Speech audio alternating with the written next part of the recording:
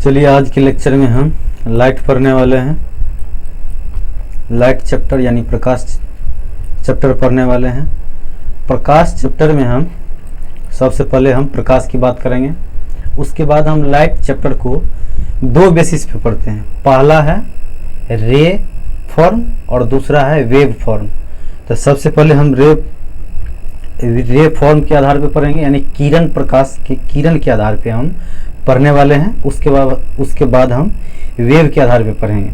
तो किरण के आधार पे सबसे पहले इसमें पढ़ना होता है प्रकाश का परावर्तन और अपवर्तन, ठीक। और बहुत सारे एप्लीकेशन है जिसको हम आगे चैप्टर में डिस्कस करने वाले हैं।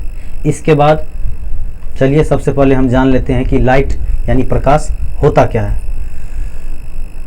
देखिए, जब हम प्रकाश की बात करें तो प्रकाश वह भौतिक कारक है जिसकी सहायता से हम किसी भी वस्तु को देखते हैं। यानी कि लाइट एक तरह से मीडियम का काम करता है। क्या करता है? मीडियम की काम करता है। यानी जिसके प्रेजेंस ऑफ लाइट में हम किसी भी वस्तु को देख पाते हैं। मान लीजिए कि अंधेरा का समय है, यदि लाइट नहीं है तो हम किसी भी वस्तु को नहीं देख पाएंगे। और यदि लाइट ऑन है यानी लाइट है तो हम किसी भी वस्तु को देख पाते हैं। यानी कि प्रकाश की सहायता से ही हम किसी वस्तु को देख पाते हैं। प्रकाश एक तरह से ऊर्जा का रूप है, ठीक। इसके बाद चलिए हम बेसिक जानकारी हमको पता चल गया यहाँ से कि प्रकाश क्या एक तरह से माध्यम का काम करता है। क्या करता है? माध्यम का काम करता है, जिसकी सहायता से हम किसी भी वस्तु को क्या करते हैं? देखते हैं। क्या करते हैं?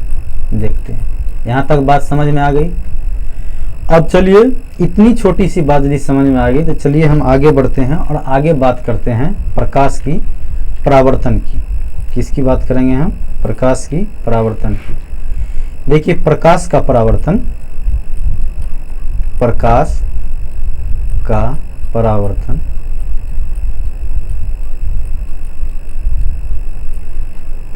परावर्तन पढ़ने के लिए सबसे पहले हमको पता होना चाहिए कि प्रकाश जब सनलाइट से, अर्थ पे तो सनलाइट से आती है, या क्या कहते हैं, सन से आती है। मान लीजिए कि सन से यदि प्रकाश अर्थ पे आती है तो उसको हम एज्यूम, बहुत डिस्टेंस तो बहुत ज़्यादा हो गया, इसको हम एज्यूम करते हैं कि ये पैरेलल आती है। कैसे आती है? पैरेलल आती है। ये पैरेलल आती है। और प्रकाश जब भी आएगी तो किसकी ग्रुप में आएगी? मतलब रे के ग्रुप में, यानी कि प्रकाश किरण के ग्रुप में आएगी। एक सिंगल किरण वहाँ से नहीं आती है, ग्रुप में आती है। ये पूरे ग्रुप आएगी और किसी भी सतह से टकराएगी, ठीक, टकराएगी। और टकराने के बाद ये रिफ्लेक्ट करेगी।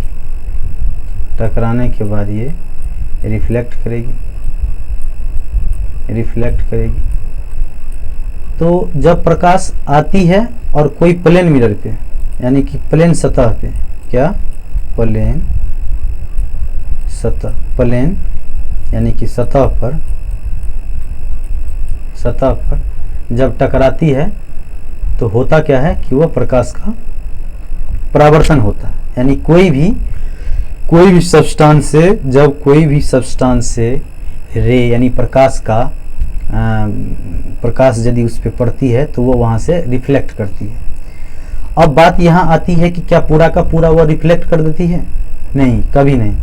कोई भी ऐसा 100% आइडियल मटेरियल नहीं है जो कि पूरा 100% प्रकाश को रिफ्लेक्ट कर दे, और कोई वस्तु भी ऐसा नहीं है। अब बात आती है कि प्रकाश को, मान लीजिए कि 100% यहाँ से इंटेंसिटी इसकी आ रही है, यदि ये 75% इसको ये रिफ्लेक्ट कर रही है तो 25% ये अप्रॉक्स 25% ये क्या करेगी? एब्जॉर्ब करेगी। और कुछ और क्या कहते हैं, इन्वायरमेंट के कारण कुछ लॉस होगा, ठीक।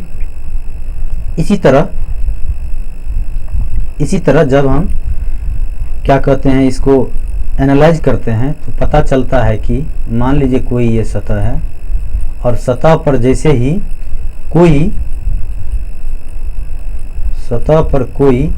एक यहाँ हम एक रे को एज्यूम करेंगे। मान लीजिए कोई ये रे है, एक सिंगल रे को एनालिसिस करने के लिए हम एक सिंगल रे को कंसीडर किए, और ये कोई प्लेन से टकराने के बाद यहाँ से परावर्तित हो रही है, तो ये एक डिफाइंड डायरेक्शन में, पूरा डिफाइंड डायरेक्शन में ये परावर्तित होगी, और ये मान लीजिए नॉर्मल हो गया। क्या हो गया? नॉर्मल। ठीक। अब देखिए प्रकाश यदि आती है प्लेन पे, तो इस प्रकाश को क्या बोलेंगे हम? आपतित प्रकाश। यानी इस प्रकाश जब कोई प्लेन पे मिलती है तो इस किरण को यानी प्रकाश या प्रकाश की किरण जब कोई प्लेन मिरर पे पड़ती है तो इस किरण को क्या बोलते हैं? आपतित किरण। क्या बोलते हैं? आपतित किरण बोलते हैं। और यदि रिफ्लेक्ट करती तो उसको क्या बोलते हैं? परावर्तित किरण। क्या बोलते हैं? परावर्तित किरण। ठीक, यहाँ से बात समझ में आ गया है। अब देखिए बात आती है ये मटेरियल की, यानी कि जो भी शाइनिंग मटेरियल है या शाइनिंग कोई भी ऑब्जेक्ट है रखा हुआ है जिससे प्रकाश का परावर्तन होता है, तो ये इस पे किस प्रकार निर्भर करता है। मान लीजिए कि कोई ये मटेरियल है, तो ये इसकी यानी इसकी रिफ्लेक्शन पावर किस पे डिपेंड करेगी? इसकी मटेरियल की कैपेसिटी पे, यानी कि इसकी चमक पे। जनरली जितनी भी धातु होती है वो क्या होती है? चमकीली होती है। ठीक।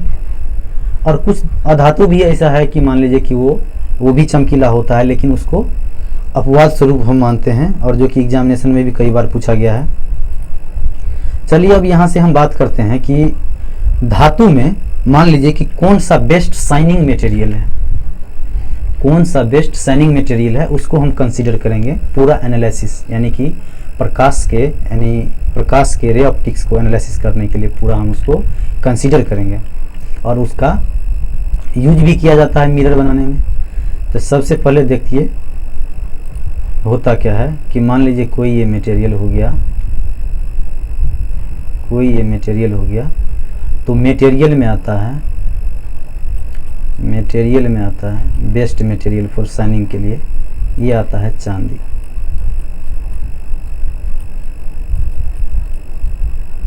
आता है। इसी कारण चांदी का जो है मिरर बनाया जाता है, इसी कारण चांदी का लेप कर मिरर बनाया जाता है। क्या बनाया जाता है? मिरर। ठीक, यहाँ से बात समझ में आ गई। अब देखिए मान लीजिए मिरर तो बनता है, अब जरा सा बात जान लेते हैं मिरर के बारे में भी, कि मिरर का मतलब मिरर में किस तरह से मिरर बनता है। देखिए मिरर में हम क्या कहते हैं, सिल्वर का, चांदी का यूज करेंगे, लेकिन मिरर का बनाने का थोड़ा सा इसका कंस्ट्रक्शन देख लीजिए कि इसमें किस तरह से इसका बनता है। मान लीजिए कि कोई ये हो गया ऑब्जेक्ट, मान लीजिए ये है, इसमें किस तरह से मिरर कंसीडर रहता है। फर्स्ट इसमें जो है पारदर्शी मटेरियल, पारदर्शी ग्लास होता है, सिंपल ग्लास, पारदर्शी ग्लास होगा, और ये सिंपल ग्लास होगा, पारदर्शी ग्लास होगा, जो कि पारदर्शी ग्लास होगा, यहाँ आगे में लगा हुआ है। ठीक, इसके जस्ट पीछे चांदी का पेंट किया हो रहता है। किसका पेंट किया हो रहता है? चांदी का जस्ट पेंट किया हो रहता है। ठीक, चांदी का पेंट किया हो रहता है, और इसके जस्ट पीछे एक प्रोटेक्टिव लेयर, कोई भी पेंट वगैरह का प्रोटेक्टिव लेयर जस्ट सबसे पीछे में आता है। इस तरह मान लीजिए कि पहला तो हो गया क्या कहते हैं पार्शली सिंपल ग्लास, और उसका सेकेंड जो हो गया ये हो गया चांदी का लेप हो गया। ठीक, चांदी का लेप हो गया, और सबसे बाहरी लेयर क्या हो गया? सबसे बाहरी लेयर हो गया प्रोटेक्टिव लेयर। मान लीजिए कि इसको प्रोटेक्ट करने के लिए, चांदी के पेंट को प्रोटेक्ट करने के लिए एक लेयर हम चढ़ाते हैं। ठीक, इस तरह से मिरर का हम कैसे फॉर्म होता है उसके बारे में हम जान लिए। अब आगे बात करते हैं हम रिफ्लेक्शन की, मतलब प्रकाश के परावर्तन के बारे में हम बात करते हैं। देखिए, प्रकाश के परावर्तन को एनालिसिस करने के लिए सबसे पहले हम बात कंसीडर करेंगे, वो है कि एज्यूम करेंगे कि एक सिंगल रे को कंसीडर कर इसको एनालिसिस करेंगे, और दूसरी हम जो इसमें मतलब कोई भी उसमें शाइनिंग मटेरियल यूज करने वाले हैं वो मेरा एक प्लेन मिरर लेंगे। क्या लेंगे? प्लेन मिरर लेंगे। तो सबसे पहले चलिए हम एक कोई प्लेन मिरर लेते हैं, प्लेन मिरर लेते हैं। ठीक, कोई प्लेन मिरर हो गया, ये कोई प्लेन मिरर हो गया, और इस पे मान लीजिए इसका ये नॉर्मल हो गया। देखिए नॉर्मल जो होगा ना, नॉर्मल जो होगा ना, ये प्लेन से एंगल बनाएगी। कहाँ से बनाएगी? प्लेन से। यानी ये प्लेन है तो यहाँ से एंगल बनाएगी कितने की? 90 डिग्री की, 90 डिग्री की एंगल बनाएगी। ठीक, अब देखिए इसमें क्या होगा कि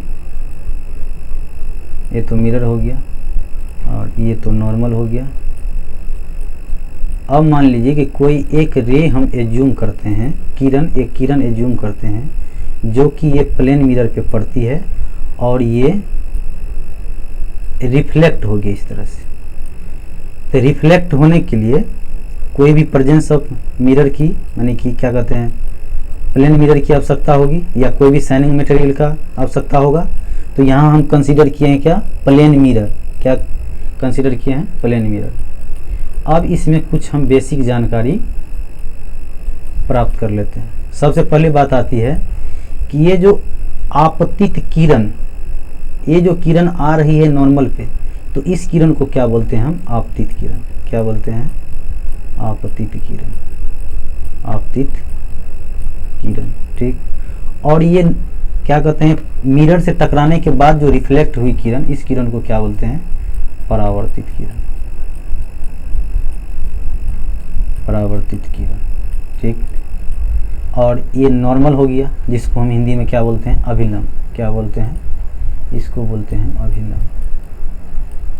ठीक, और ये पॉइंट को मान लेते हैं हम क्या कहते हैं? ओ, कोई पॉइंट ओ पे आके मिलती है। तो यहाँ से हमको समझ में क्या आया कि जब किरण, जो किरण आ रही है उस किरण को हम आपतित किरण बोलते हैं, और मिरर से टकराने के बाद जो किरण रिफ्लेक्ट हो रही है उस किरण को हम बोलते हैं परावर्तित किरण।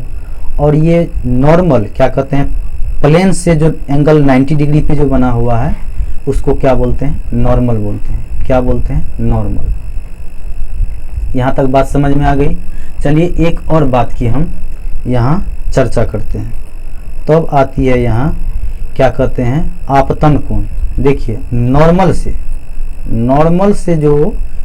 से जो आपतित किरण के बीच जो कोण बना, इसको बोलते हैं आपतन कोण। क्या बोलते हैं इसको? आपतन कोण। क्या बोलते हैं? आपतन कोण। ठीक, इसी प्रकार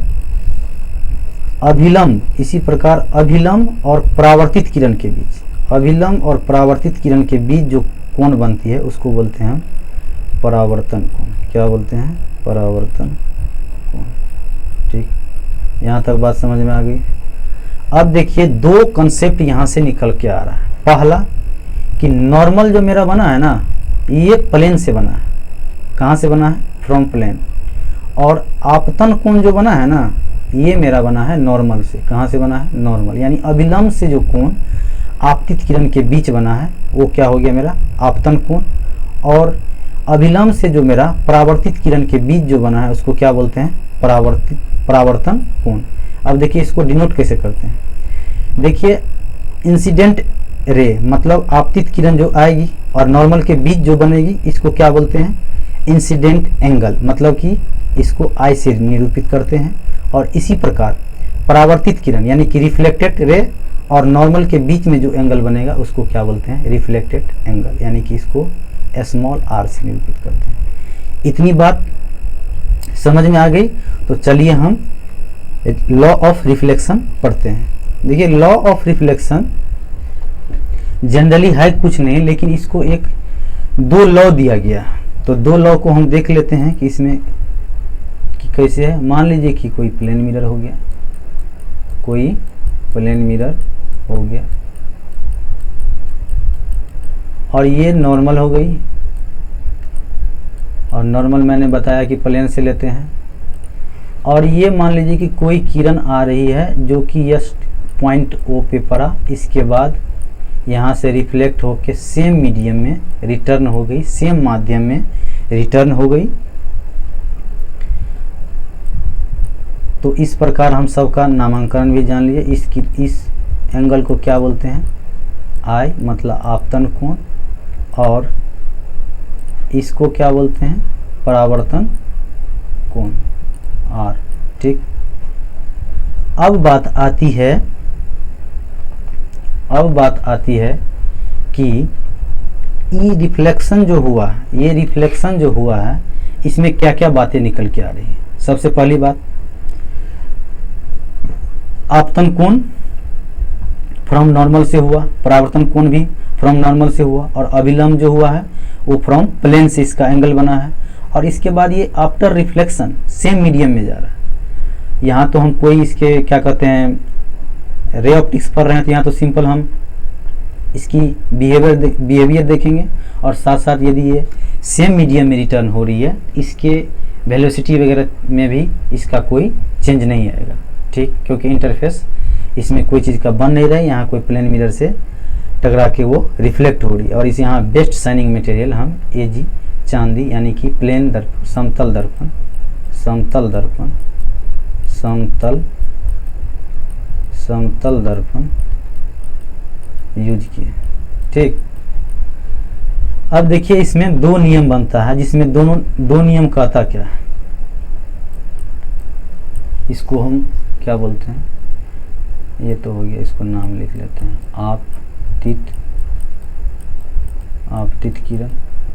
ठीक, इसको क्या बोलते हैं, परावर्तित किरण। ठीक, और ये तो अभिलंब हो गया। ठीक, अभिलंब हो गया। पहला नियम कहता है कि आपतन कोण बराबर परावर्तन कोण, यानी कि कोण I बराबर कोण R। ठीक, और दूसरा नियम कहता है इसका, दूसरा देखिए पहला नियम हो गया, इसको ये एंगल के बारे में बताता है, ये कोण के बारे में बताता है। और कोण का एनालिसिस हम किस आधार पे करेंगे, जियोमेट्री के आधार पे हम करेंगे।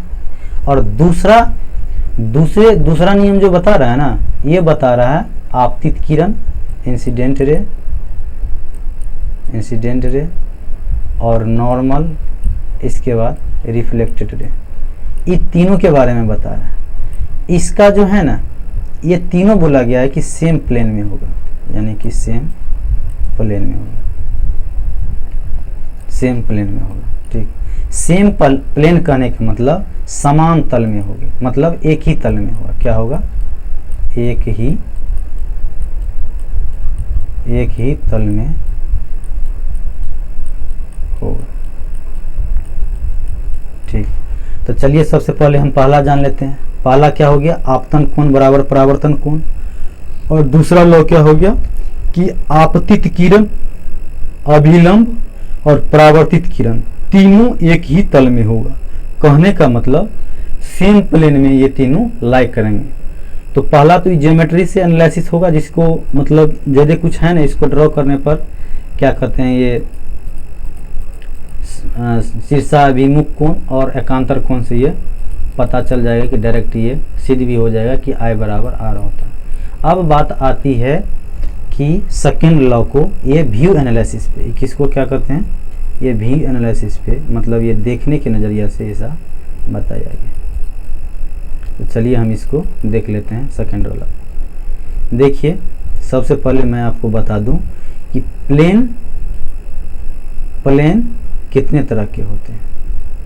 प्लेन कितने तरह के होते हैं, प्लेन कितने तरह के होते हैं। देखिए प्लेन जनरली, मान लीजिए प्लेन जो होता है ना, तो यहाँ तो कंसीडर करने के लिए हम 3D प्लेन एज्यूम करेंगे, लेकिन सबसे पहले बात थोड़ी सी हम एनालिसिस हम कर लेते हैं। पहला आती है one dimensional, 1D। One dimensional में क्या होगा, जैसे कि कोई लेंथ, विड्थ और हाइट हो गया, तो इस तीनों में से, इन तीनों में मान लीजिए लेंथ होगा तो विड्थ और हाइट नहीं होगी। यदि इसमें लेंथ और विड्थ नहीं होगी तो थोड़ी बहुत इसमें हाइट होगी। और इसमें मान लीजिए कि लेंथ नहीं होगा तो केवल विड्थ होगा। यानी कि कहने का मतलब केवल एक ही डायमेंशन इसमें एग्जिस्ट करेगी, ओनली वन डायमेंशन इसमें एग्जिस्ट करेगा। और जब हम 2D की बात करते हैं, जब इसमें हम 2D की बात करते हैं तो इसमें 2 डायमेंशन एग्जिस्ट करेंगे, यानी कि लेंथ और विड्थ होगा, हाइट नहीं होगी। इसके बाद लेंथ नहीं होगा तो विड्थ और हाइट होगा। इसके बाद इसमें क्या कहते हैं, ये लेंथ और हाइट होगा तो विड्थ नहीं होगा। तो 2D तक समझ में आ गया। अब 3D देखिए, 3D में क्या होता है, लेंथ, विड्थ और हाइट, लेंथ, विड्थ और हाइट, लेंथ, विड्थ और हाइट। इसमें लेंथ भी होगा, विड्थ भी होगा और हाइट भी होगी। ठीक, अब 3D डायग्राम कोई एज्यूम कर लेते हैं हम। सबसे पहले हम ये 3D डायग्राम कोई ले लिए, मान लीजिए कोई 3D डायग्राम हम यहाँ से ले लिए। ठीक, देखिए इसमें 3D डायग्राम में जो है ना, सबसे पहले हम प्लेन की बात करेंगे। देखिए इसमें ये मान लीजिए कि एक्स एक्सिस हो गया, ये एक्सिस जो हो गया इसको एक्स एक्सिस मानते हैं, और ये एक्सिस जो हो गया ये वाई एक्सिस हो गया, और ये एक्सिस जो हो गया ये जेड एक्सिस हो गया। और इसमें देखिए प्लेन जो है, कितने प्लेन बन रहे हैं, सतह, एक तो ऊपर वाला, एक नीचे वाला, एक इस साइड से, एक इस साइड से, एक फ्रंट, एक बैक, तो 6 सतह हो गया। 6 सतह, कितने सतह हो गए, 6 सतह, 6 सतह। इसमें होता क्या है कि आगे और पीछे, टॉप और बॉटम, इसके बाद ये साइड वाला और इसके जस्ट ये साइड वाला, ये दोनों आपस में, ऊपर बॉटम टॉप बराबर होंगे, फ्रंट बैक बराबर होंगे, साइड और ये साइड वाला, ये दोनों क्या होगा, बराबर होगा आपस में। तो इसी को एज्यूम कर, इसी में हम एनालिसिस करने वाले हैं प्रकाश के रिफ्लेक्शन के द्वितीय नियम के बारे में। तो चलिए सबसे पहले हम एक बार इसमें ड्रॉ कर लेते हैं, क्या कहते हैं, ये मेरा प्रकाश का परावर्तन का डायग्राम। मान लीजिए कि कोई एज्यूम कर ले, यहाँ दर प्लेन मिरर हो गया। ठीक, और ये अभिलंब हो गई, और ये आपतित किरण, और ये परावर्तित किरण। ठीक, मान लीजिए इंसिडेंट रे, रिफ्लेक्टेड रे। इसमें देखिए हो क्या रहा कि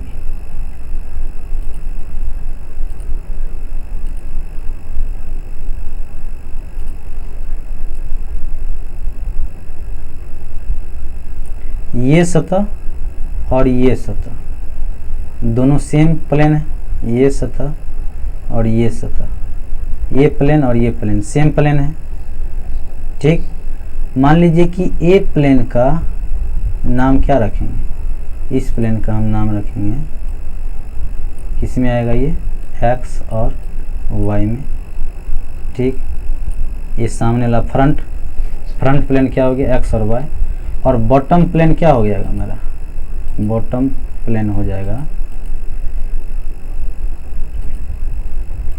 बॉटम प्लेन हो जाएगा मेरा इसका, यहाँ से लेते हैं और इसके। ठीक, यानी कि ये टॉप और ये बॉटम, देख लीजिए जस्ट, ये बॉटम प्लेन हो गया। कहने का मतलब बॉटम प्लेन ये नीचे वाला और ये ऊपर वाला सेम प्लेन है, ठीक। इस प्लेन को हम क्या नाम देंगे, इस प्लेन को हम नाम देंगे, इस प्लेन को हम नाम देंगे, इस प्लेन को हम नाम देंगे, क्या देंगे नाम, इस प्लेन का नाम देंगे, मान लीजिए एक्स हो गया और ये जेड हो गया। तो अब यहाँ बात आती है कि इसको ध्यान से देखिए, ध्यान से देखने पे पता चलेगा कि ये मिरर जो है ना मेरा, ये मिरर जो है ना मेरा, ये मिरर एक्स वाई प्लेन पे प्लेन में रखा हुआ है। किस प्लेन में, एक्स वाई प्लेन में। और आपतित किरण, अभिलंब और रिफ्लेक्टेड किरण, ये तीनों किस में दिख रहा है, ये तीनों दिख रहा है मेरा, नहीं, मान लीजिए कि क्या मिरर जो है मेरा ये एक्स जेड में, एक्स जेड प्लेन में रखा हुआ है, एक्स जेड प्लेन में मेरा मिरर रखा हुआ है। और ये फ्रंट और जिसको बैक वाला जो बोलते हैं, इस सामने में क्या है मेरा, ये आपतित किरण, नॉर्मल और परावर्तित किरण, ये तीनों इस प्लेन में आती है। मतलब कहने का मतलब है यानी कि मिरर जो है ये डिफरेंट प्लेन में हो गया और ये तीनों आपतित किरण, अभिलंब और परावर्तित किरण, ये तीनों अलग प्लेन में हो गया। तो यहीं से बात निकल के आती है, यहीं से बात निकल के आती है कि आपतित किरण क्या निकल के आती है, आपतित किरण, ठीक, आपतित किरण, ठीक। दूसरा अभिलंब, अभिलंब, और तीसरा क्या है, परावर्तित, परावर्तित किरण। ये तीनों क्या है, सेम प्लेन में, क्या है, सेम प्लेन में, सेम प्लेन में, ठीक, सेम प्लेन में हो गया। तो यही जानकारी, यही हमको देखना था। इसको देख कैसे रहे हैं, इधर से देख रहे हैं, साइड से देख रहे हैं। एक बार चलिए एक बार और रिपीट कर लेते हैं। मान लीजिए कि नीचे वाला प्लेन का नाम क्या हो गया, एक्स और जेड प्लेन, एक्स और जेड प्लेन, इसमें मेरा मिरर रखा हुआ है। और ये आपतित किरण, अभिलंब और परावर्तित किरण, ये कौन सी प्लेन में हो गया, एक्स वाई प्लेन में। कौन सी प्लेन में, एक्स वाई प्लेन में। कौन सी प्लेन में हो गया, एक्स वाई प्लेन में, ठीक, एक्स वाई प्लेन में। तो मिरर और ये मेरा तीनों, ये तीनों डिफरेंट, ये कोई अलग प्लेन में है और ये तीनों अलग प्लेन में है। मतलब कहने का मतलब हुआ आपतित किरण, अभिलंब और परावर्तित किरण तीनों एक प्लेन में हो गया। यही मेरा दूसरा लॉ कहता है। चलिए परावर्तन की घटना हम जान लिए और यहाँ से मैंने आपको बता दिया कि आपतित किरण और परावर्तित किरण कौन होता है, इसके कौन से एंगल कहाँ से बनते हैं, और इसके बाद ये दोनों लॉ मैंने बता दिया अभी। अब देखिए एक बात इसमें और निकल के आती है, इसमें जो मीडियम जो आएगा ना, ये सेम मीडियम है, मतलब रिफ्लेक्ट जो हो रही है ना, तो ये सेम मीडियम में रिफ्लेक्ट हो रही है, सेम मीडियम। सेम मीडियम कहने का मतलब यदि इसमें एयर है, क्या है, एयर है, तो ये आफ्टर रिफ्लेक्शन एयर में ही जाएगी। एयर के अलावा, एयर के अलावा, एयर के अलावा, एयर के अलावा मान लीजिए कोई और दूसरा मीडियम है, एयर के अलावा मान लीजिए कि कोई और दूसरा मीडियम, जैसे कि मान लीजिए कि ग्लास हो गया, कोई दूसरा और मीडियम है, तो ये मीडियम सेम रहेगा। यहाँ जो रिफ्लेक्ट होगी तो मीडियम से सेम रहेगा, यानी कि इसमें इंटरफेस का केस नहीं बनता। जनरली हम लोग जो एज्यूम करके चलते हैं, मान लीजिए कि एनालिसिस मान के चलते हैं, तो वो यहाँ लेते हैं, क्या कहते हैं, एयर, क्या लेते हैं, एयर लेते हैं।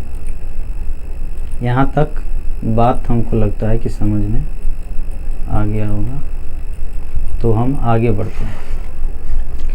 जब हम आगे बढ़ेंगे तो सबसे पहले हम देखेंगे कि लॉ ऑफ रिफ्लेक्शन क्या समतल दर्पण पे ही काम करता है कि और सतह पे काम करता है।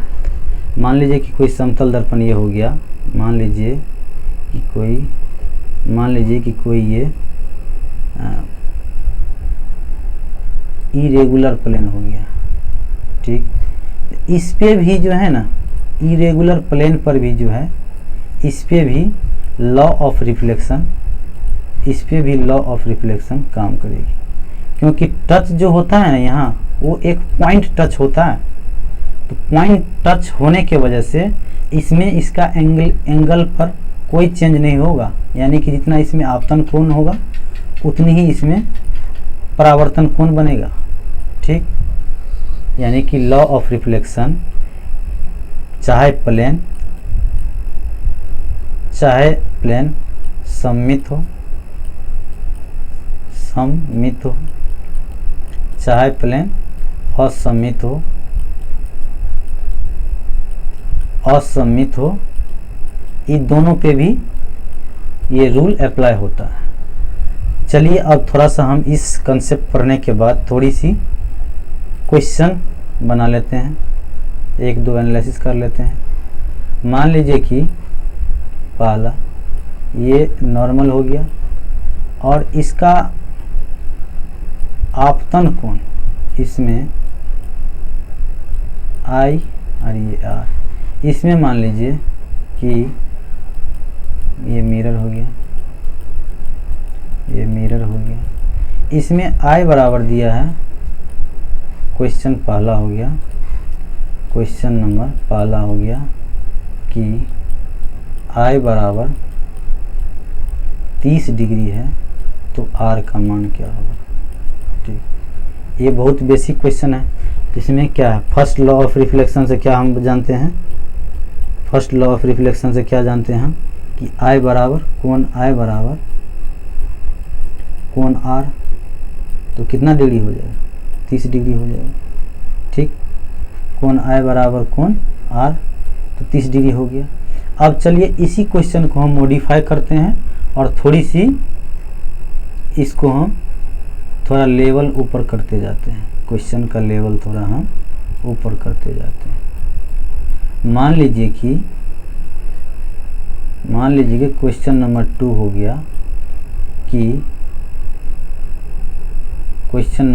गया कि थीटा जो है ना ये 30 डिग्री हो गई, थीटा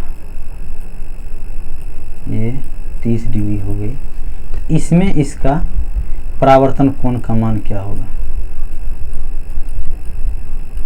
परावर्तन कोण का मान कितना हो जाएगा। तो सबसे पहले मैं आपतन कोण निकालूँ तो कितना हो जाएगा, क्योंकि यहाँ से नॉर्मल से क्या नॉर्मल है, तो नॉर्मल से दोनों प्लेन से कितना डिग्री का, 90 डिग्री का, ये 30 डिग्री हो गया, तो कितना बचा है 60 डिग्री, तो I बराबर 60 डिग्री।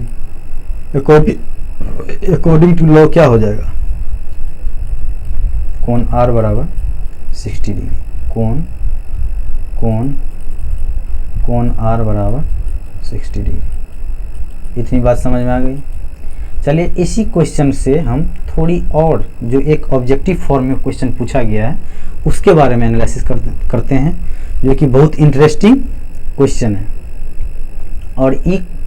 और नेक्स्ट आने वाले क्वेश्चन जो है वो इमेज फॉर्मेशन में ही यूज होने वाला है। तो चलिए हम जानते हैं। मान लीजिए कि क्वेश्चन, या इसको नोट में लिखिए, ये ध्यान रखने वाली बात है। इसमें होगा क्या कि मान लीजिए कोई प्लेन मिरर है, ठीक, ये कोई नॉर्मल हो गया, क्या हो गया, नॉर्मल हो गया, और क्या हो गया, नॉर्मल हो गया, नॉर्मल हो गया। मान लीजिए कि कोई आपतित किरण जो है वो जस्ट नॉर्मल के डायरेक्शन में आती है। किसके डायरेक्शन में, नॉर्मल के डायरेक्शन में। मान लीजिए ये नॉर्मल के डायरेक्शन में आई, तो नॉर्मल के डायरेक्शन में जब आती है तो ये तो आपतित किरण हो गया। क्या हो गया, आपतित किरण, ये हो गया आपतित किरण। जब ये रिफ्लेक्ट करेगी, यहाँ से रिफ्लेक्ट करेगी तो फिर यही पाथ को फॉलो करती है। जब ये रिफ्लेक्ट करती है तो ये यही पाथ को फॉलो करती है। इसको क्या बोलते हैं, परावर्तित किरण।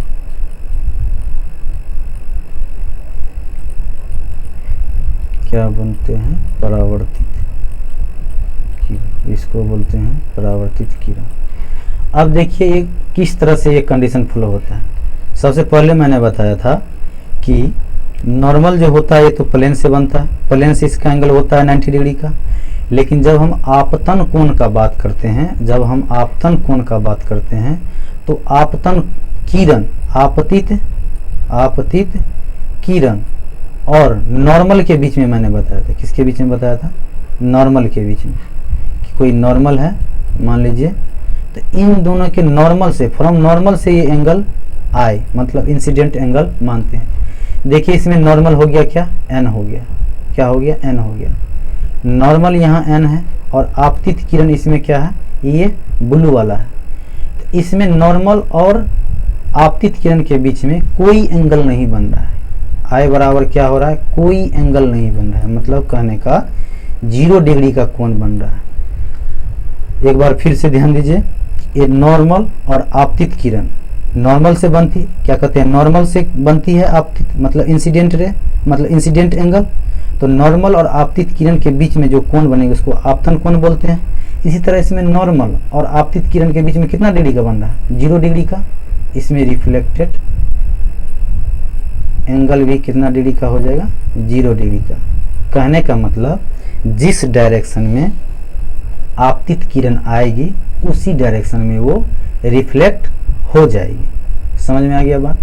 और ये बात ऑब्जेक्टिव में डायरेक्ट पूछा जाता है एग्जामिनेशन में, और इसको कोई कुछ से कुछ 90 डिग्री वगैरह मार के आ जाते हैं, जबकि ऐसा कुछ है नहीं। इतनी बात समझ में आ गई। अब चलिए इसके बाद हम कुछ आगे टॉपिक पे बढ़ते हैं। आगे टॉपिक में हम क्या पढ़ेंगे, आगे टॉपिक में हम पढ़ेंगे कि क्या कहते हैं डेविएशन एंगल। आगे टॉपिक में क्या पढ़ेंगे हम, डेविएशन एंगल।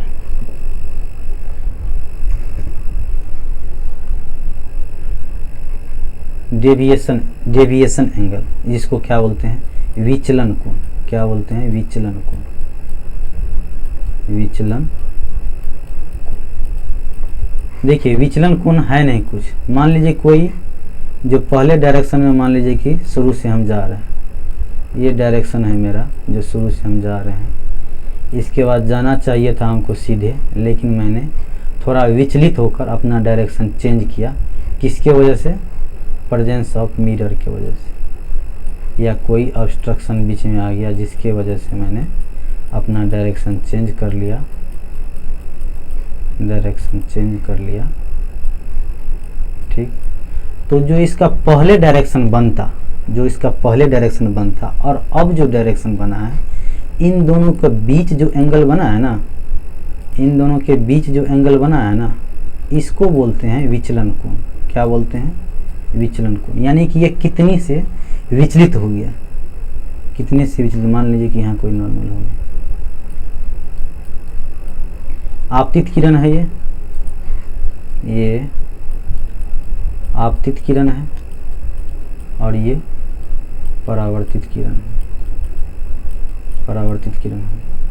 तो आपतित किरण, आपतित किरण आफ्टर रिफ्लेक्शन यानी परावर्तन के बाद, यदि हम एज्यूम करें कि यदि मिरर नहीं रहता तो ये आपतित किरण कैसे जाती, सीधे जाती। ठीक, लेकिन हुआ क्या, प्रेजेंस ऑफ मिरर की वजह से किरण रिफ्लेक्ट कर गई। इस कारण पहले जो इसका डायरेक्शन बनता और अभी जो ये परावर्तित किरण, इन दोनों के बीच में जो एंगल बना है, इसी कोण को क्या बोलते हैं, विचलन कोण। इसी कोण को क्या बोलते हैं, विचलन कोण। क्या बोलते हैं, विचलन कोण। और ये विचलन कोण हमको आगे जब हम प्रिज्म एनालिसिस में कलर पढ़ने वाले हैं, क्या कहते हैं, प्रिज्म एनालिसिस में जब हम सब का हम तरंग दैर्ध्य वगैरह निकालेंगे प्रकाश का वर्ण विक्षेपण में, इसमें हम विचलन कोण के बारे में हम डिटेल्स से जानेंगे और उसके बाद देखेंगे कि किस कलर का विचलन कोण ज़्यादा होता है और किसका कम होता है। ठीक है, यहाँ तक बात।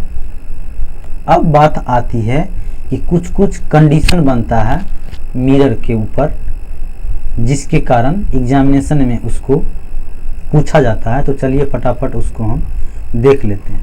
पहली बात आती है पहली बात आती है कि मान लीजिए कोई प्लेन मिरर है, मान लीजिए कोई प्लेन मिरर है, ठीक, कोई प्लेन मिरर है और ये इसका नॉर्मल हो गया, ये इसका नॉर्मल हो गया। जब ये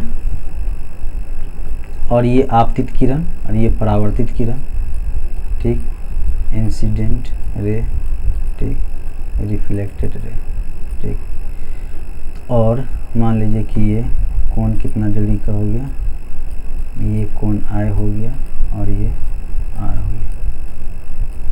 अब देखिए होगा क्या कि मान लेते हैं कि यदि मैंने ये प्लेन मिरर को थीटा डिग्री से रोटेट किया, कितना डिग्री से रोटेट किया, थीटा डिग्री से रोटेट किया, थीटा डिग्री से रोटेट किया। देखिए हम इसको मैंने क्लॉकवाइज रोटेशन दिए, एंटी क्लॉकवाइज भी रोटेशन देंगे तो कोई दिक्कत नहीं, वो दूसरा सा थोड़ा सा उधर एंगल बन जाएगा। मान लीजिए इसको मैंने थीटा एंगल से रोटेट किया, ठीक। इस प्रकार क्या होगा कि मान लीजिए कि इस प्रकार क्या बनेगा, आपतित किरण तो उसी डायरेक्शन में आएगी, इसी डायरेक्शन में आएगी और ये पॉइंट मान लीजिए ओ पॉइंट है, ये ओ पॉइंट पे आके रिफ्लेक्ट जो होगी ना, तो इसमें इसका नॉर्मल अलग हो जाएगा। यानी कि ये प्लेन का हम जानते हैं कि नॉर्मल कहाँ से बताएं, फ्रॉम प्लेन से बताएं, प्लेन से बताएं 90 डिग्री। तो इस केस में इसका नॉर्मल क्या हो जाएगा, इसका नॉर्मल कुछ इस तरह से होगा, इसका नॉर्मल कुछ इस तरह से होगा, ये इसका नॉर्मल हो गया, ये n1 मान लेते हैं, इसको n2 मान लेते हैं, ठीक। तो इस केस में जो ये रिफ्लेक्ट करेगी, इस केस में जो ये रिफ्लेक्ट करेगी, मान लीजिए इसका एंगल आपतन कोण ही इसका, आपतन कोण ही इसका बड़ा हो रहा है, तो इसका परावर्तन कोण क्या होगा, बड़ा होगा, क्योंकि आपतन कोण बराबर परावर्तन कोण हम लॉ पर हैं। यहाँ से इसका जो होगा R2, तो क्या होगा, ये R1 मान लेते हैं। तो R1 जो है, कोण R1 छोटा होगा कोण R2 से। और इसमें जो कंडीशन बन के आ रहा है, मान लीजिए कि रिफ्लेक्टेड रे फर्स्ट हो गया और इसमें रिफ्लेक्टेड रे मतलब परावर्तित किरण सेकंड हो गया। तो इन दोनों के बीच मतलब रिफ्लेक्टेड रे फर्स्ट और रिफ्लेक्टेड रे सेकंड, इन दोनों के बीच में जो एंगल बनेगी ना, ये 2 थीटा से हो जाएगी। कितना से हो जाएगी, 2 थीटा से। कितना डिग्री से रोटेट हो जाए, मतलब ये एंगल बन जाएगा 2 थीटा से। मान लीजिए कि कोई प्लेन मिरर है, इसको मैंने थीटा से रोटेट किए, तो दोनों परावर्तित किरणों के बीच में जो एंगल है ना, वो 2 थीटा से चेंज हो जाएगा, ठीक। एक कंडीशन हो गया जो कि एग्जामिनेशन में कई बार पूछा जाता है कि थीटा बराबर, मान लीजिए कि यदि हम इसको रोटेट किए 30 डिग्री से, 30 डिग्री से, तो दोनों परावर्तित किरणों के बीच एंगल बिटवीन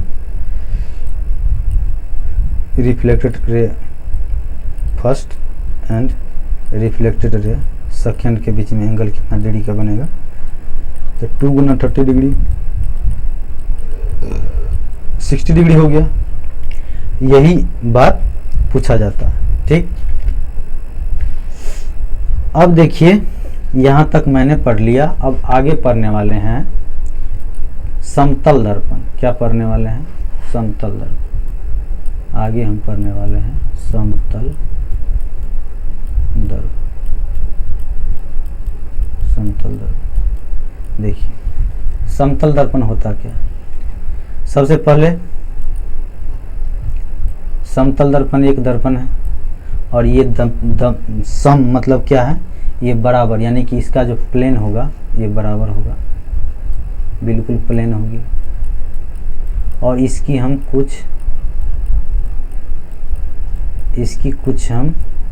एनालिसिस कर लेते हैं। सबसे पहले हम बात करते हैं इसकी त्रिज्या की। किसकी, इसकी त्रिज्या की। मान लीजिए कि कोई कर्वेचर है, मान लीजिए कि कोई कर्वेचर है, इसको मान लेते हैं कि कोई कर्वेचर है, मान लेते हैं कि कोई कर्वेचर है, कुछ टूल से कर लेते हैं।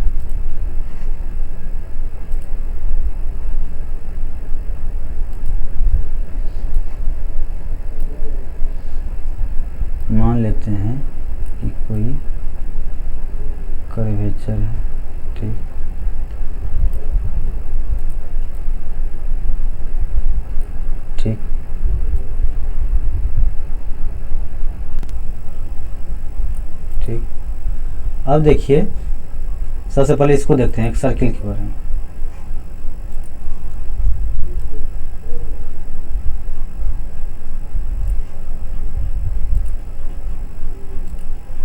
इसमें क्या हो जाएगा, यहाँ से इसकी ये त्रिज्या हो जाएगी, ये क्या हो जाएगी, आर त्रिज्या। इसको सेंटर को मानते हैं ओ, ठीक, ओ मानते हैं।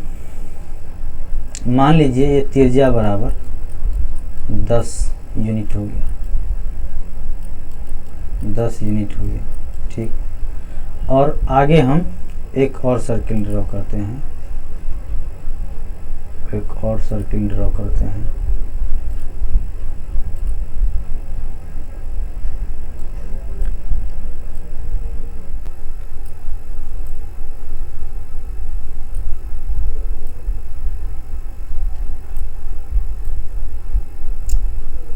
ठीक,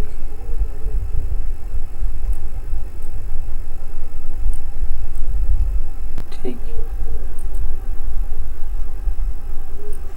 अब मान लीजिए इसकी त्रिज्या मान लीजिए कितना हो गया,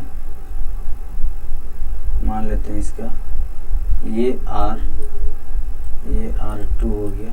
R2 बराबर मान लीजिए क्या कहते हैं 10 पे पावर 2 यूनिट, ठीक,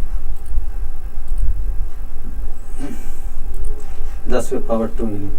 पहला मैंने एक सर्किल ड्रॉ किया जिसका R माने है 2 यूनिट, फिर आगे मैंने एक सर्किल माने हैं जिसका कोई कर्व माने हैं जो कि सर्किल का रूप है, और इसमें इसका रेडियस हो गया 10 टू दी पावर 2 यूनिट।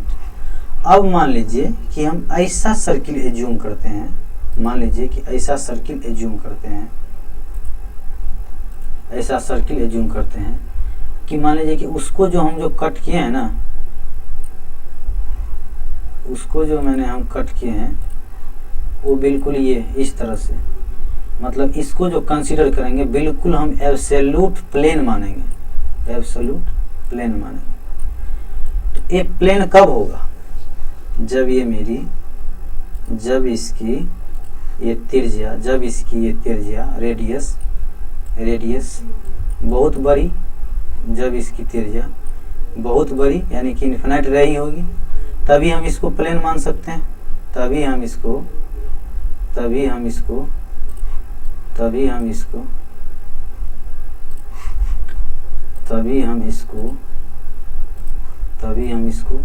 ये पूरा प्लेन मान सकते हैं, सतह, ठीक, क्या मान सकते हैं, सतह प्लेन मान सकते हैं, प्लेन मान सकते हैं, ठीक। इसमें जो इसकी रेडियस हो जाएगी ना, इसमें जो इसकी रेडियस हो जाएगी,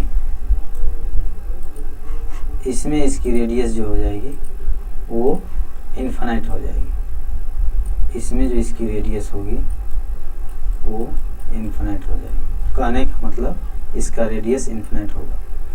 मान लीजिए कि ये कोई, इसको मैंने बना दिया समतल दर्पण, तो इसमें समतल दर्पण का जो रेडियस होगा ये इन्फिनाइट हो जाएगा।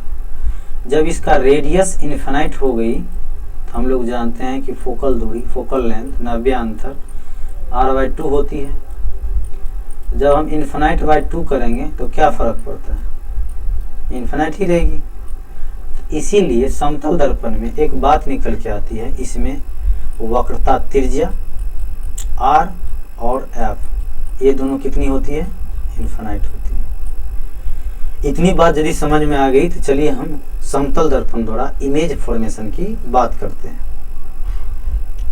समतल दर्पण द्वारा जब हम इमेज की बात करेंगे